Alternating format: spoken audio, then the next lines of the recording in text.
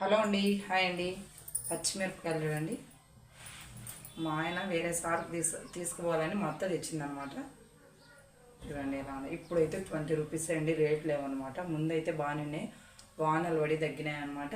ఇవే ఇలా పండ్లు మాగినేటి బాగా ఎండబెట్టేసి ఒక రోజు ఎండబెట్టేసి మేము కారం పొడి ఆడించుకుంటాం అనమాట.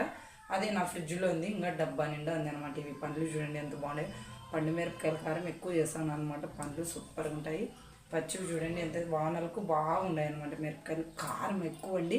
ఇలా ఎంచి వేసాను అనమాట. పొద్దున శనగకాయల పచ్చడి నూనె ఇలా 2 వేసినా అంతే, కరెక్ట్గా సరిపోయింది. ఏ కూరలైనా ఎంత కూర అన్నా చేయండి, ఒక 2-3 వేసుకున్నామంటే కారం సరిపోతాయి అనమాట. అంత కారం లోపల చూడండి. ఇత్తనాలు నిండా ఉన్నాయన్నమాట. ముందైతే వానలు పడకముందు ఇత్తనాలు లేవు, బొంగుల్లా ఉన్నాయి. ఇప్పుడు వానలు అంటే ఇత్తనం ముదిరిందనమాట. కారం బాగుంది మా మిరపకాయలు. కారం పొడి అయితే భలే టేస్ట్ అండి, ఎన్ని రోజులైనా వాడుకోవచ్చు అనమాట.